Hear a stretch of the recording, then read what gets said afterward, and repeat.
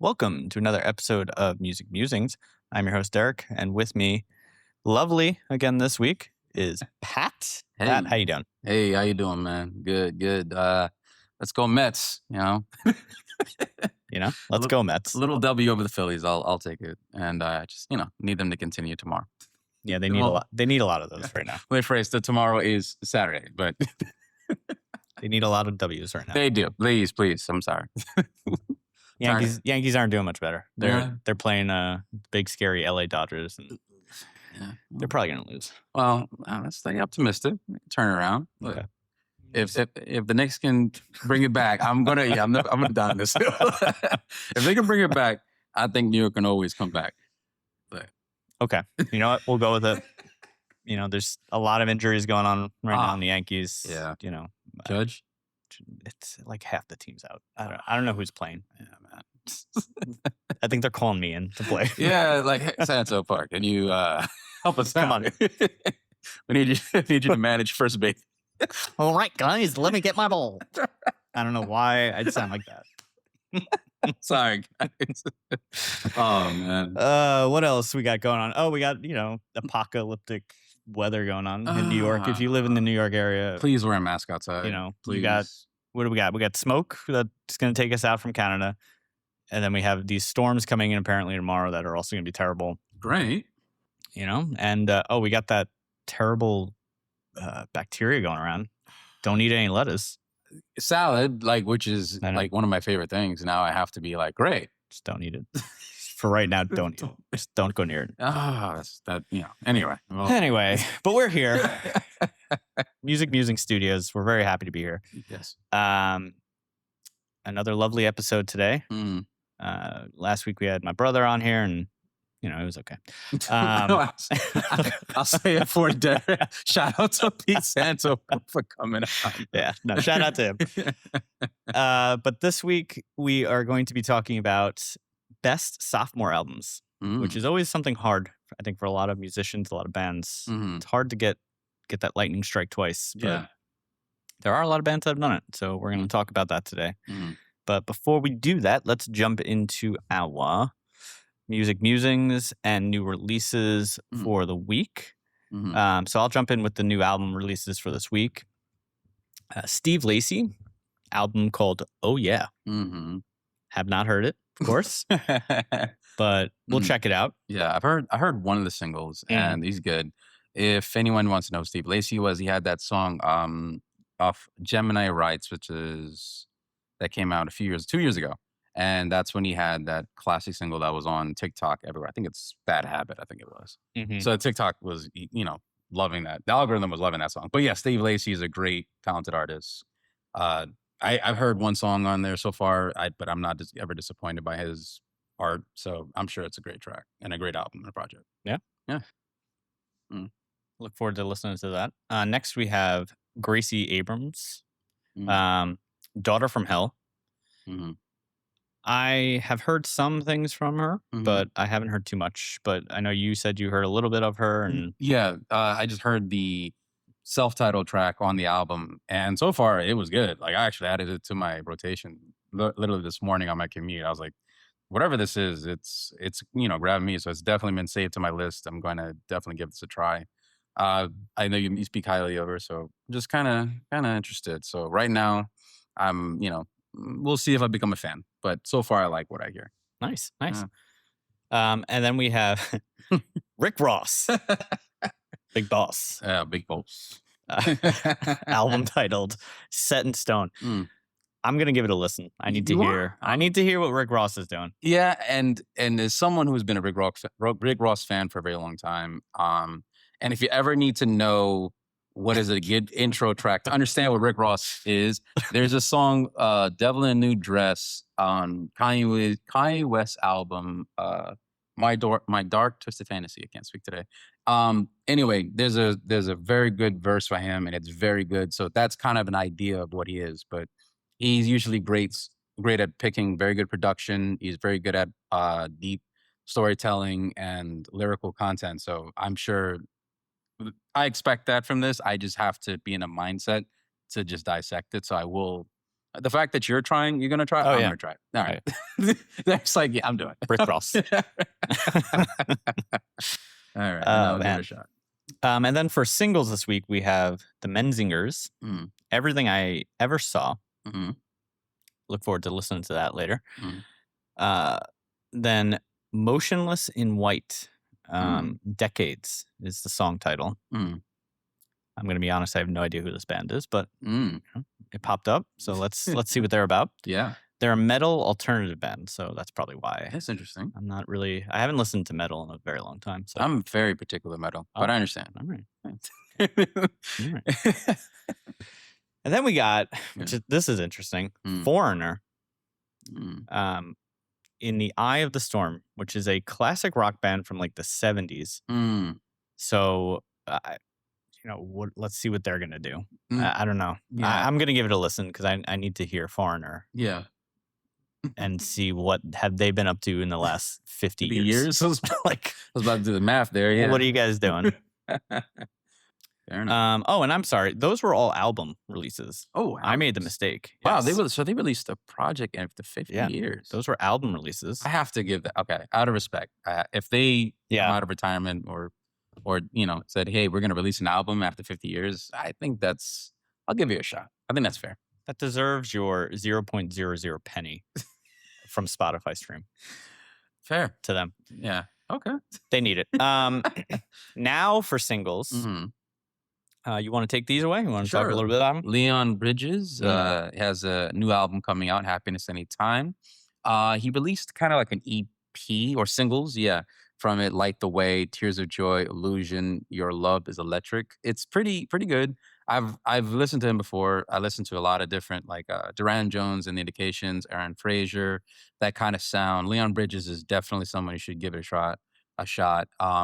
You should, like if you like that perfect Saturday, Sunday morning type of music just to start your day, it is definitely a good vibe. Leon Bridges does a great job with doing that. Yeah, absolutely. And then who's the next one we got here? Oh, Future.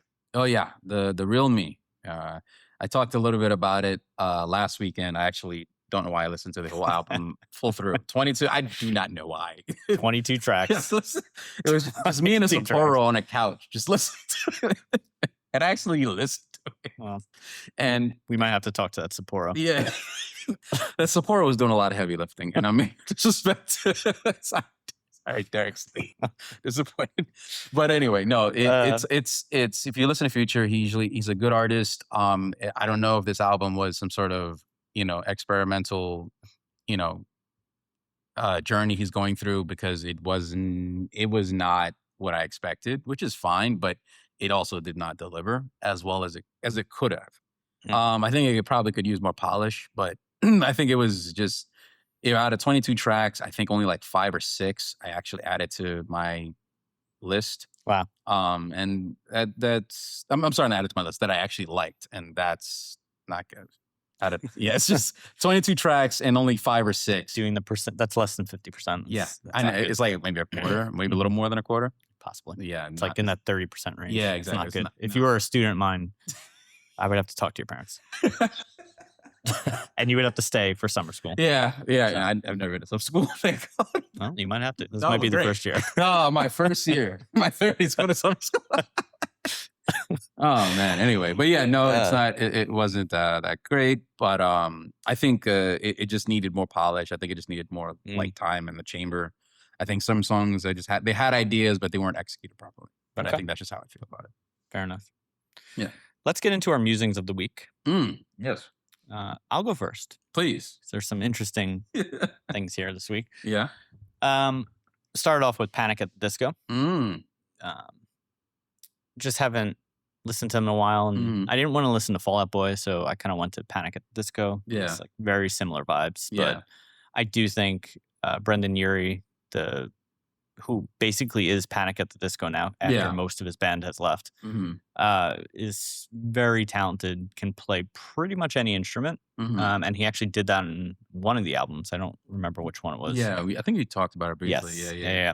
So, just want to listen to him and get that vibe.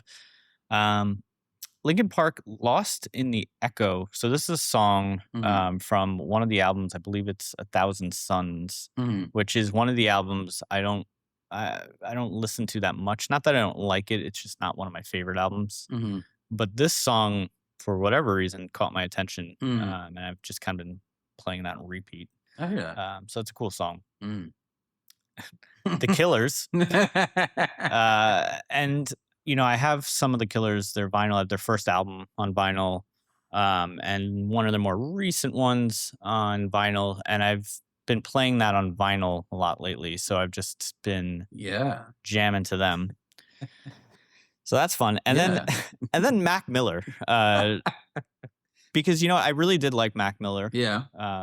R.I.P. Yeah. But he was just a great lyricist, and I think his flow that he had was, I liked it. He would change his flow, and it kept it interesting. So, you know, I've been listening to him this past week, and that's been a lot of fun. But, you know, that's my musings of this week. So why don't you talk about your musings of this week, and then we'll discuss notes. Yes, definitely. All right. So for me, this week, I don't know why. It's not a bad thing. I listened to Pink Floyd's album, Dark Side of the Moon. And I don't know, I've just been vibing with it. It's one of the songs is Money, and then there was another song I added to. I was just vibing with. It's called. Sorry, it's with me. It's just I was just basically listening to all of Pink Floyd all of this week. Any Color You Like. It was off the same album. Oh yeah. Yeah. Okay. Yeah, I was listening to it on my way to work, and it just came up in like a random rotation. I was just like, oh yeah, I like this. So I've been vibing with that. Just kind of been, you know, getting a little more interested in the rock side of the 80s and the 70s, and just introducing myself back to that. Next, Mac Miller as well. Yeah, there we go. There's our notes. There we go. Oh my God. Sorry, Derek put some funny notes in here. But anyway. We didn't text each other about this. No, we did not. No.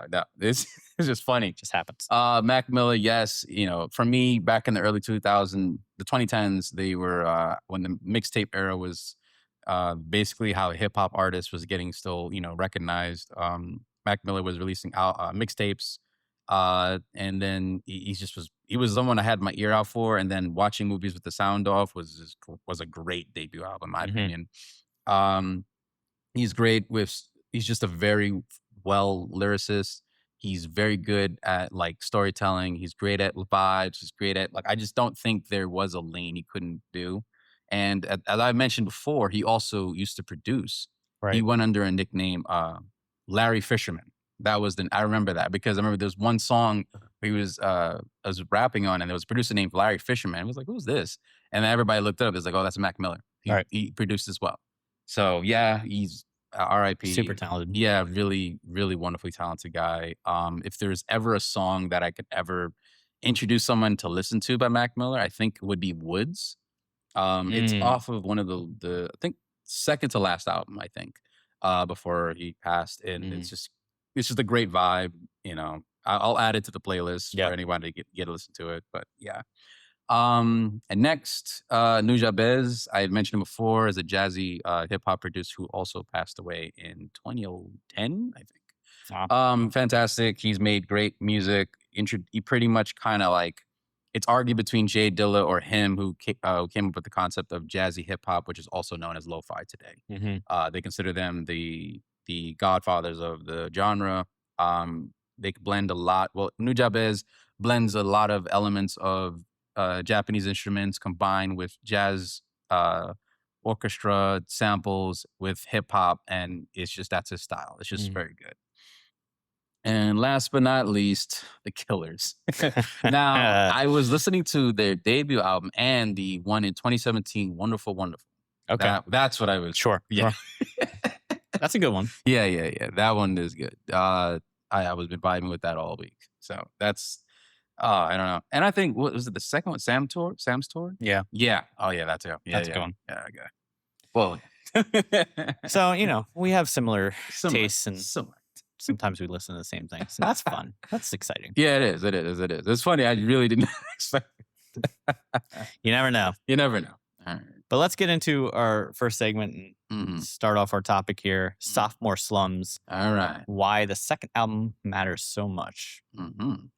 All right. So if you've heard of sophomore slump, and if you haven't, I guess I'll be the first one to explain it to you. It's considered the moment when an artist follows a successful debut with something that falls flat. By today, there's artists, bands, and groups that have, sometimes have flipped it and actually did better than their first album. And that's what we're going to kind of be talking about today, where didn't not only did they match the first record, they surpassed them. They set the tone for their artistry and their career, and as well as probably even define the genre that they're in. And we're going to talk about like the difference, why does it happen, and what separates a good debut album from a career defining follow up. So let's break down exactly what is a slump. Now, the slump can be, why does it happen? It could be time constraints. Sometimes artists have like a whole, a whole lifetime before they release the debut album. That's why debut albums sounds like they're great projects, because this is a buildup of years of writing, producing, thoughts, crafting your ideas, and really illustrating your artistry and your spirit or soul into that music, because you just want the world to recognize you, acknowledge you. Now, when you're releasing a great debut album, sometimes artists are pressured by labels, maybe they're pressured by fans, maybe they're pressured by themselves, and they'll, sometimes just jump into releasing another album while they're trying to balance tour schedules, media appearances, and because they're trying to, whether you, record label, your team, are trying to maximize the momentum behind the debut album, now you're pushing yourself. Oh, I got to release another one. I got to release another one. And sometimes because you didn't let that time cook not referring to album as a food, but you didn't let it cook in the oven for much longer, and now it comes out, it doesn't seem as a well fleshed idea, and people are able to recognize like, oh, this is like a jumbled mess or whatever. Another thing is extreme expectations. People are looking at, oh, the debut album was fantastic. We should expect exactly the same thing. We should expect the same thing with every band artist. And I'm like, that can kill a career right there. Because now people are like always going to compare, not letting the artist just look at each project as its own individual thing. They're looking at it like, oh, I want a number two. I'm like, well, not everything is a sequel. Not everything needs to be a franchise. Sometimes artists go through phases, and last but not least, I think the other thing is overthinking and stylistic shifts. Artists can either play it too safe, or they can, release rehashed versions of their debut. Whether it's like things that didn't make the cut, they'll just add it to this one, and then it sounds like, well, is it that? Is it this? And that complicates things. So yeah, that is what kind of creates the slump. But creators today are like facing intense pressure to always duplicate the success that they had in their first album, while balancing, record labels' demands and expectations of the new audience. So, but yeah.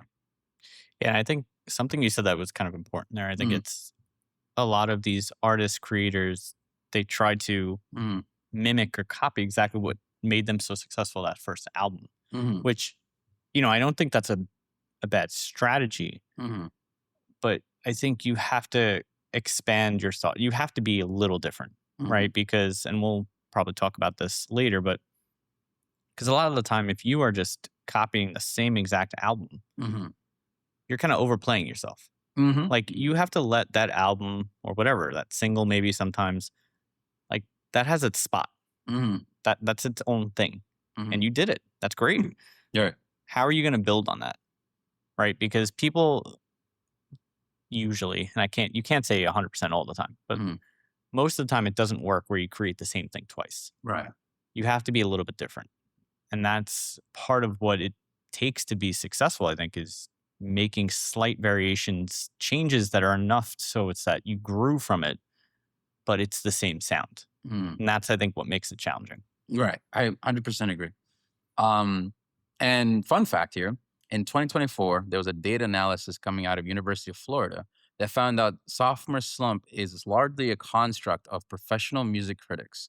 When researchers reviewed over 4,000 albums, they discovered critics gave significantly lower reviews to an artist's second album compared to their first or third. So, there's a kind of sometimes like a little bit bias. When we think about movies or albums, I'm gonna reference one off the top of my head. Kid Cudi's breakout album, Man on the Moon, which was a great debut album. Even though I've heard a couple of his mixtapes prior, I think Man on the Moon was a very fantastic debut album. And then Man on the Moon 2, The Legend of Mr. Rager, which did not have as many. It did great commercially, but it did not have as many takeaway tracks that are always great. I think Erase Me and Mr. Rager is probably the most famous ones off that album because those are the singles. But people kind of disliked the second album because they're like, oh, we wanted the same exact thing. And we were like, number 2 was actually a little bit more personal. It was a lot more experimental. And, a lot of people just, kind of dunked on it comparatively. So yeah. No, and I think I agree with that 100%. It's interesting, that fun fact, because I think there is a sense of like bias in this, right? It's because this is such a thing, like there's such a expectation. Yeah. I think regardless, some people are just like, oh, it's your second album, it's not going to be good. Yeah. Like, I don't care what you do. Yeah, immediately they ready to dismiss it. Because it's hard to listen to an album with a fresh set of ears if you've already heard the album prior that was such a success. Right. Because it's just human nature. You're going to compare it. Right. Exactly. So, yeah, I mean, that makes a lot of sense. And I think goes to show how hard it really is to make that second album successful, or even more successful than your first one. Right. 100%. So, yeah. Yeah. So examples of slumps, unfortunately, not to rain on these people's, while they're already down. Macklemore and Ryan Lewis, their second album, This Unruly Mess I've Made. It was kind of a big step down from the breakout success of The Heist, which was that song? I have the music video in my head. Thrift Shop, I think, was it? Yeah, Thrift Shop. And everybody was, it was all over the place. This is like early days of social media. But the song was doing great and the album did great. But, This Unruly Mess was unfortunately a mess. And they never. You were waiting for that joke. Yeah, I was. I kind of was planning. You were like, you wrote this hours, and you're like, this is gonna be perfect. I hate when he calls me out. They're like, no, you're not gonna slip right past. Yeah. You set that up beautifully, and I was like, we got to stop. Yeah, I'm sorry. We got to talk about that because you worked hours on that. Yeah, I did. I'm sorry. Ashamedly, I did. Anyway, That's but yes, Macklemore. But I was disappointed. Unfortunately, I think he had an idea and a concept, and I think it just, I think either the pressure from the success, overnight success, and the first album, and it's just a challenge. So it wasn't that great. Next example is Nelly Furtado's Folklore. It did not match the success of Whoa Nelly in major markets like the United States and Australia, even though it found traction in parts of Europe. Now, Nelly Furtado is another artist I kind of remember in the mid 2000s. She came on the scene, and I think she was good, but I think it's a challenge to capture that same exact momentum and energy of the first single or album. So, she made a song with Timberland? Yeah, right? yeah. That was, I think, it was on Whoa Nelly.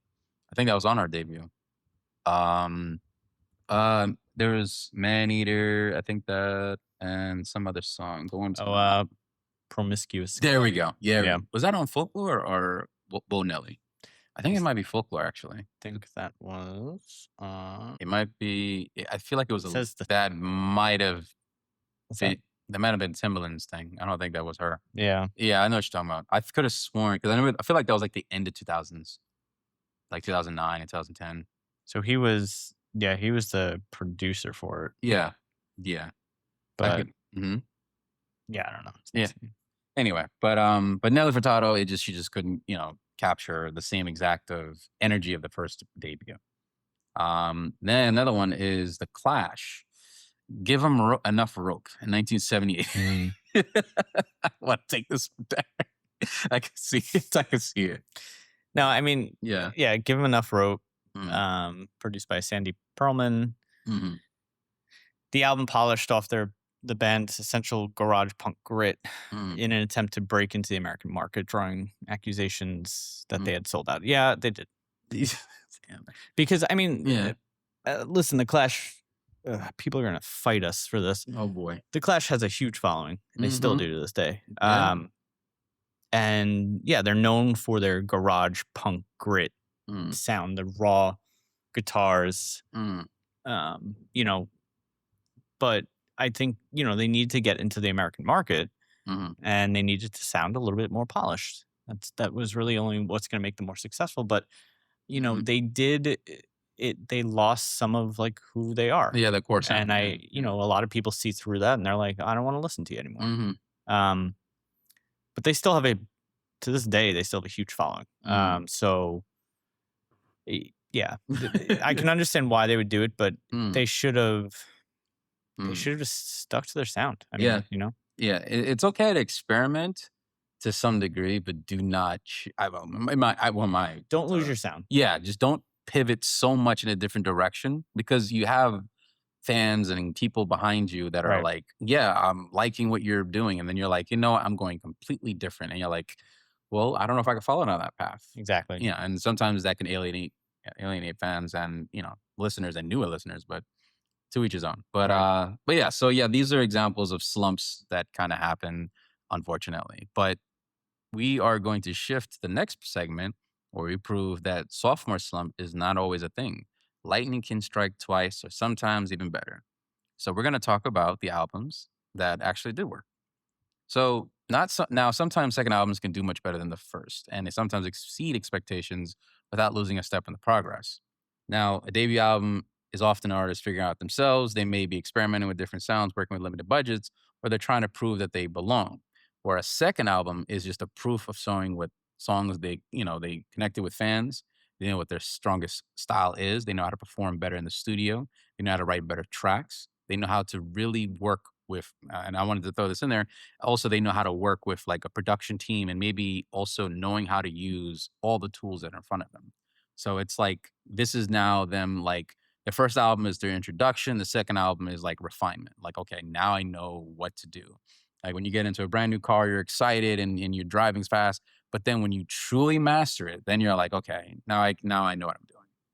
Nothing like that new car smell. I agree. I do agree. Right off the manufacturing line.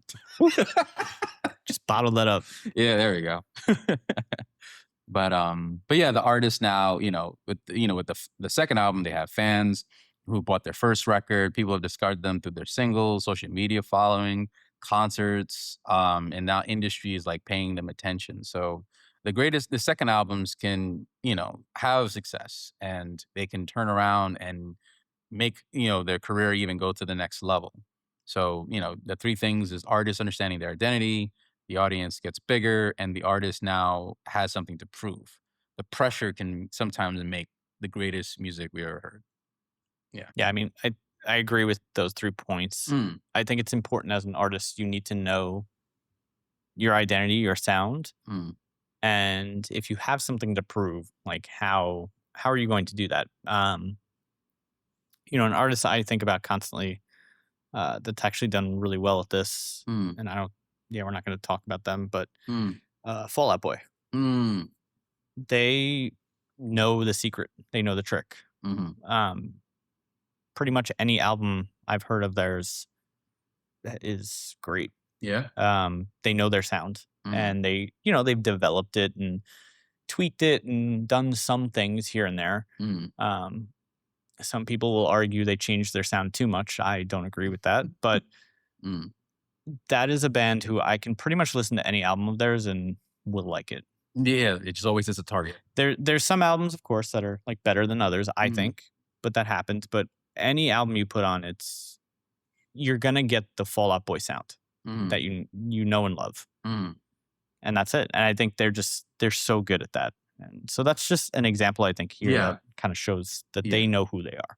And that is amazing to keep consistently, even when you still experiment, right, with like different projects. That's great, and they still execute wonderfully. I love to hear that. Another example of someone who is capable of doing that without losing a step is no other than Tay Tay. T Swift. T Swift. She debuted her album, her first album, with like obviously letting the world know she's a talented country singer, songwriter, singer and songwriter. But Fearless showed a more confident writer with bigger hooks and just a wider audience appeal. Yeah. So these are proof that it can be done. It has been done before, and with artists like, I think another example we've talked about at Linkin Park. I think Hybrid Theory was a very great album, and I think again I always struggle with this. Meteora, yes, fantastic sophomore. I think, in my opinion, yeah. I don't know which one I can. If you had it, we'll get to. Like, you sure you want to go down that road? I can't give you an answer. Yeah. But these are just examples like Nirvana's Bleach and Nevermind. There was a giant, increase. Huge gap. Yeah. Not a gap. Increase. Yeah. From 40K sales to 30 million worldwide. Taylor Swift, Fearless, self-titled album, Fearless, Rising Star to Diamond album. Eminem, Slim Shady LP to Marshall Mathers, LP, 283,000 first week to 1.76 million. Yeah. Wild. That's a giant jump. You want to do the other ones? Yeah. The Weeknd. Debut, Kissland. Second was Beauty Behind the Madness. So 95,000 to 412,000 the first week. Adele. Debut album 19. Second album 21. So went from being an already successful artist to a global phenom. And here they are. Linkin Park, Hybrid Theory, to their second album, Meteora. Proved debut was just not a fluke. They were the real deal. And then Outkast, Southern Playlistic. Yeah. To ATL, what is it? ATLians, yeah, it's kind of ATLians. Yeah, thank you. Regional success to national influence. Yeah. I think ATLians was probably third. I consider that the first, but Southern Catalytic Playlist, whatever I think. I don't know. Southern something Playlistic. It's Playlistic. Yeah, it's a difficult thing to pronounce, and we've done it before. But yeah, exactly, 100%.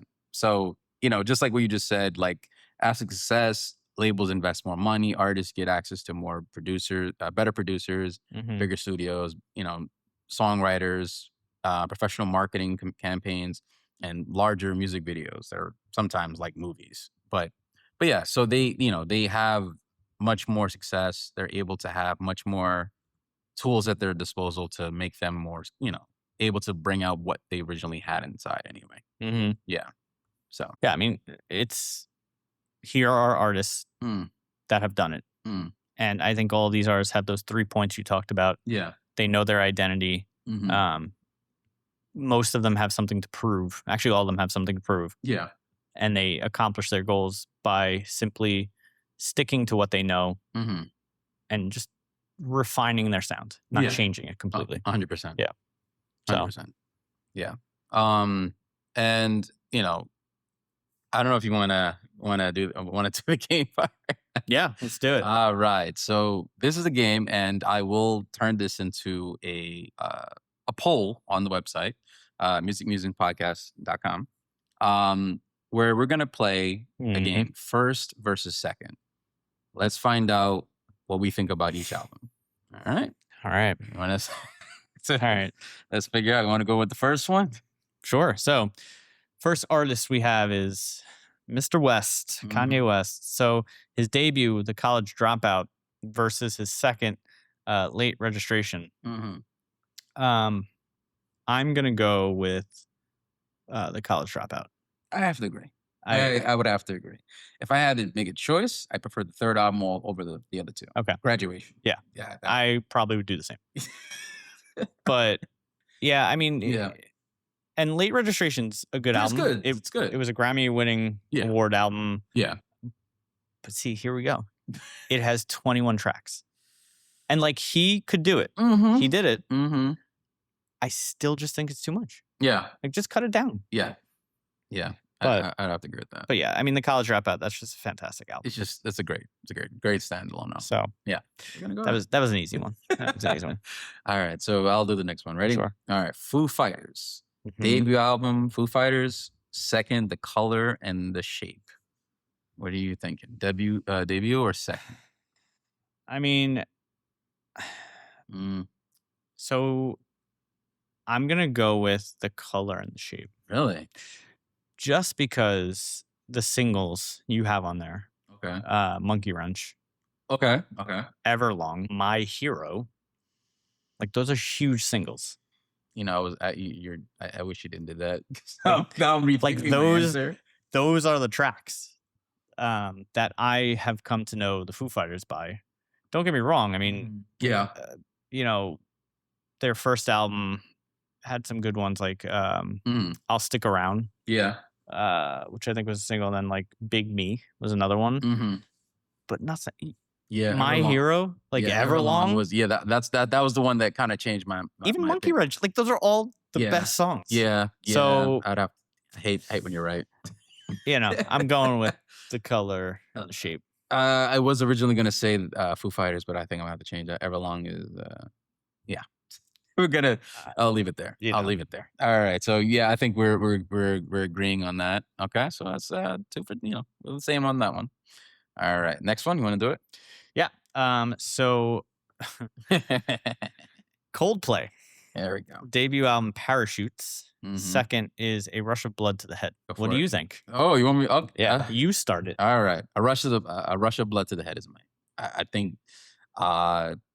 Actually, believe it or not, this is the album that introduced me to them, and this was the one that has Scientists on it. As I remember it, right? Let me pull that. I think that is Scientists is on that. Yes, I believe so. Yes, this is Scientists. Yeah.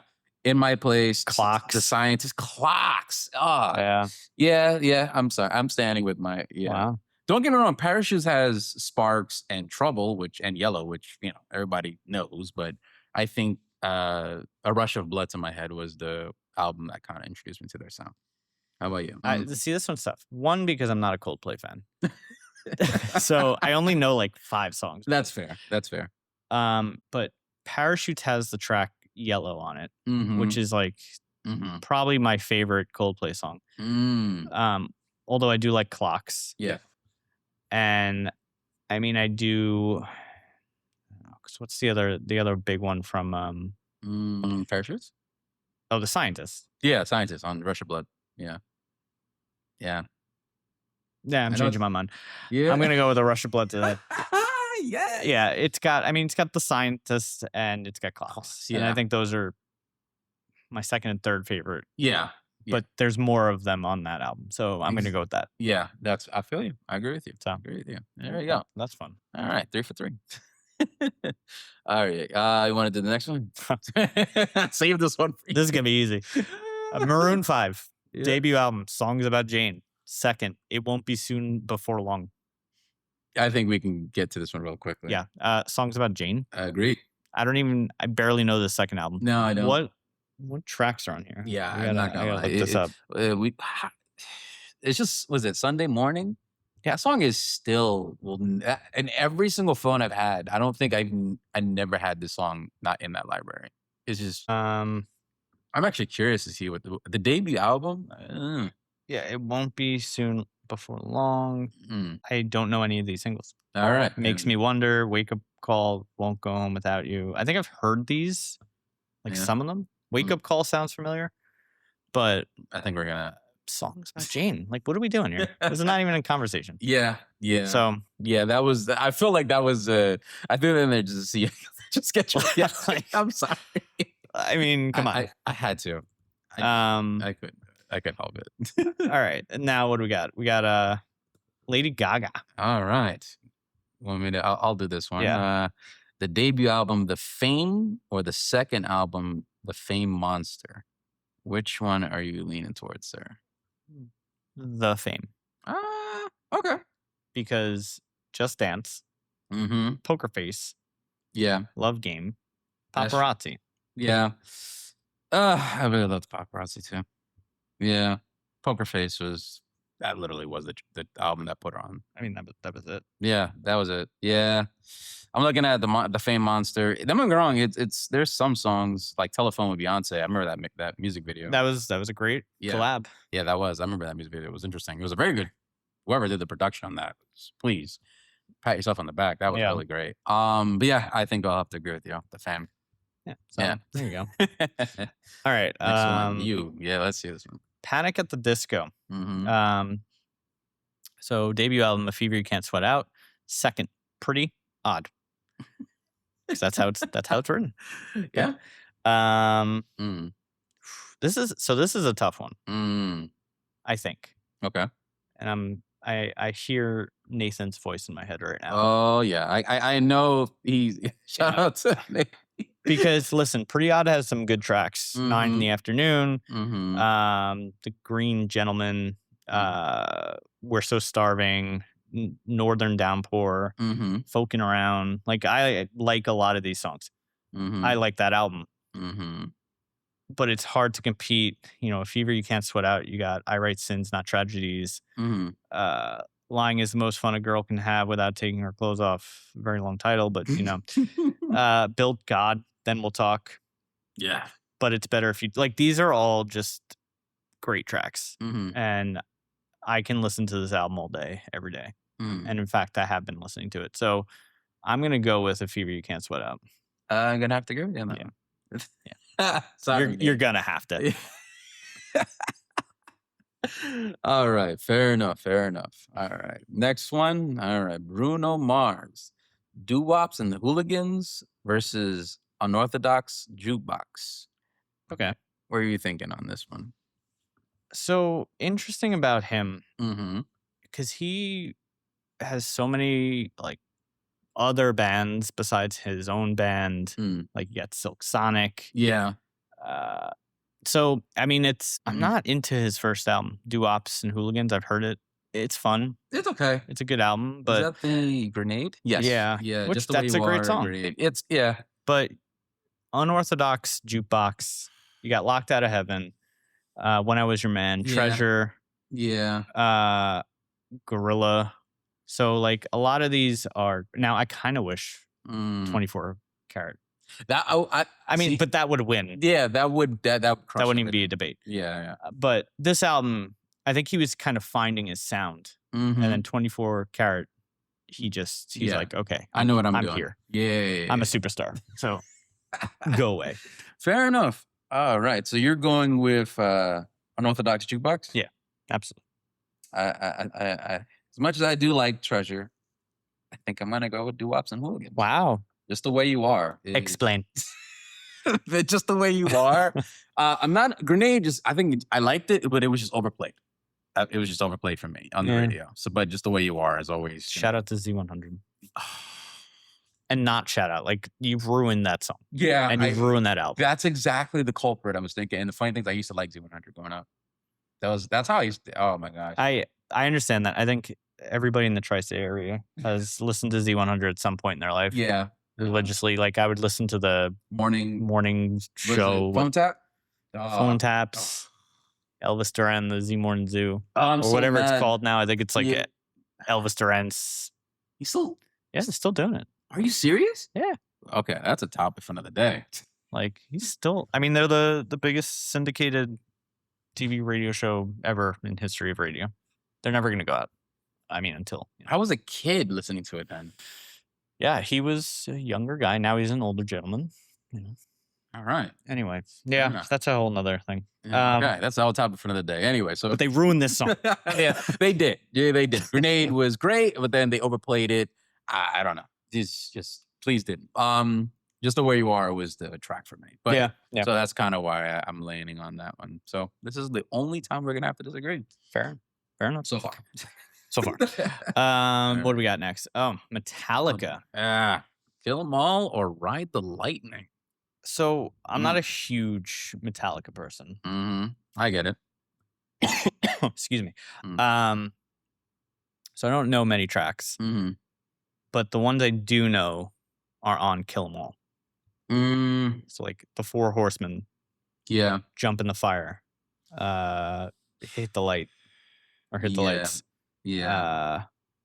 Seek and Destroy. Like, those are the songs I know. Yeah, I'm looking at it right now. I don't know much from Ride the Lightning. Yeah, Neither do I. And the crazy reason why, like I said, and I brought this up before, I think my first albums when I was, when I had my allowance as a kid, I bought Saint Anger album, which is considered one of their not popular ones.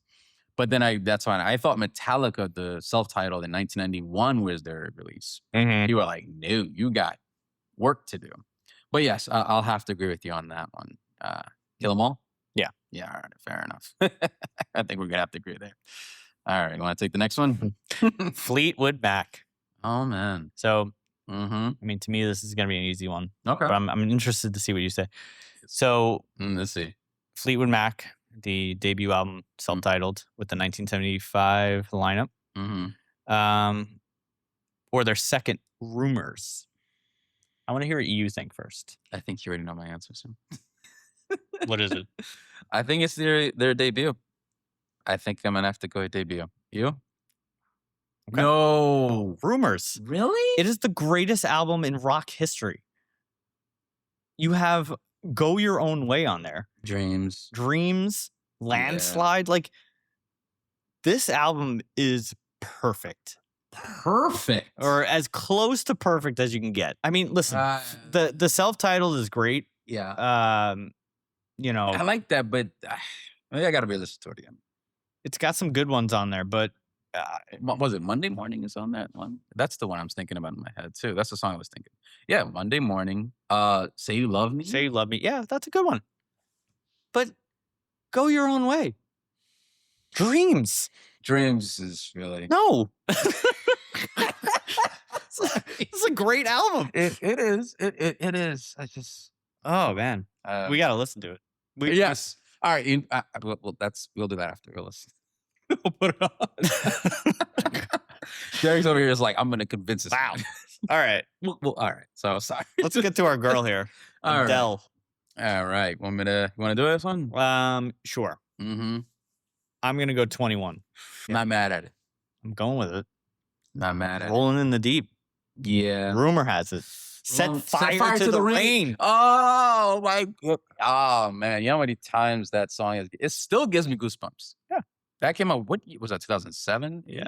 I think 2011. Correction. Goosebumps ever since.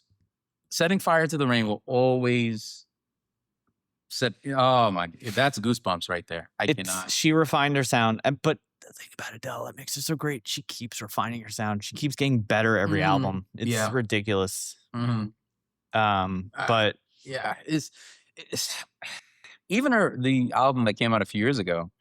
I don't know what it is. She just knows how to hit that bullseye in like the listener's like ability to just like feel what she's feeling. Yeah, she can get her emotions across with the talent that she has.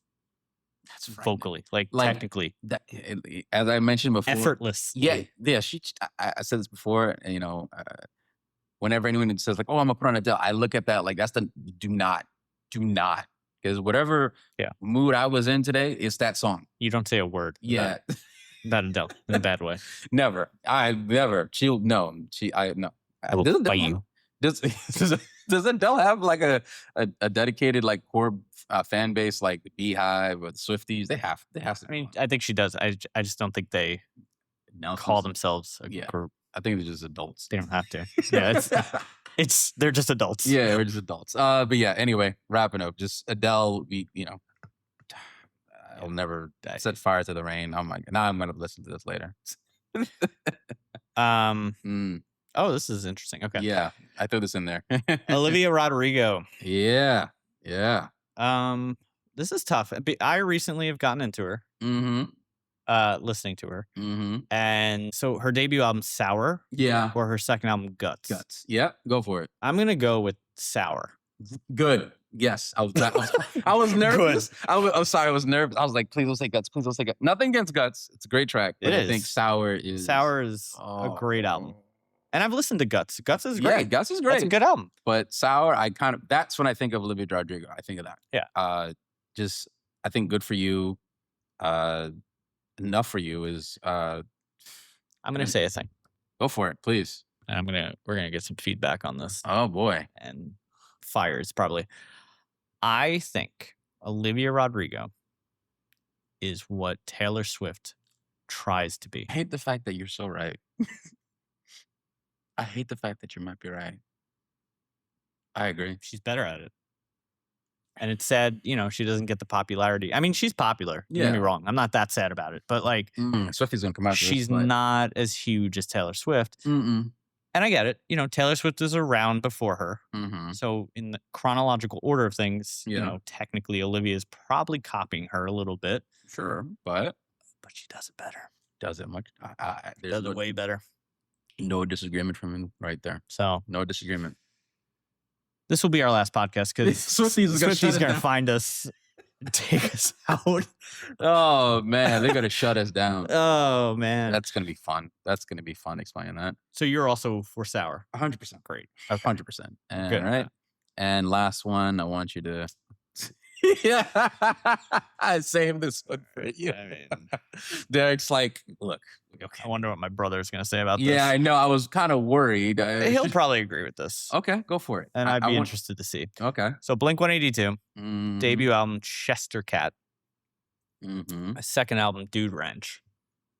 Yeah. I'm going with Dude Ranch. I'd have to agree. I think you got the singles Damn It. Yeah. And Josie. Yeah. On there, which are some of my favorite. Yeah. I have to agree with you on that one. I'm not gonna lie. I've heard, I think, one or two songs from Cheshire. How do you pronounce that? I'm saying it wrong probably. Yeah, Cat, whatever. Cheshire. Yeah. Cat. Dude Ranch, I think, is how I came across them. Yeah. So yeah. So we'll see. See what he thinks. But all right. So okay, fair enough. And don't worry, this poll will be up on the website so we can hear all you guys' feedback. Let's see. Maybe you guys have better answers than us. So. Oh man, but there's only one right answer with it though. Everything's right. Yeah. I don't want to hear the sass. There's only one right answer. Yeah, there's only. Come at us if you disagree. Yeah. We love you though. We love you, but yeah, no, 100%. So kind of wrapping up. So we learned that what the sophomore slump is, and then realized it's not always a thing. It's not guaranteed for any artist, but we understand what causes it. A second album can beat the first. It usually combines experience, an audience, money, confidence, and better timing. And an artist is, no longer an upcoming, person, or a band is no longer, they're already established. The world knows who they are. And now they have access to resources to expand whatever sound or artistry that they want the world to hear. And another example of this is Kendrick Lamar. And I was saving this. Yeah. Because it's always a debate if Section 80 was technically his first album. Mm-hmm. And to me, it is. Because everyone considers Good Kid, Mad City his debut album when it really wasn't. It's just an album that had a backing by a record label. Where Section 80, I think he released that independently. And Section 80 was more like a hungry artist. He's always been deep, conscious about so many different things in society, himself and the world around him. And Good Kid, Mad City was proof that a bigger budget just brings out the artist. So now we're talking, Kendrick Lamar has a production budget. He has, the record label throwing money at him. And what is his single? They're like, oh, give us a single or whatever. You know what his single was? Swimming Pools. And it's literally about alcoholism and how much he's like, this is bad. Yeah. And he's like, pour up, drink. Everybody thinks it's a party song. If you listen to the lyrics, he's like, no, this is horrible. Yeah. And so it just, with a bigger budget, it just put a jetpack on what Kendrick Lamar was trying to do to begin with. So, and then we've seen that with How to Pimp Your Butterfly, Damn, Mr. Morale and the Big Steppers, GNX is just he just continues to evolve himself. Yeah. So sophomore slumps are not always a thing for each artist or band. Yeah. Yeah. Well, Mhm. that was very informative. This is a great episode. Yeah. Thank you.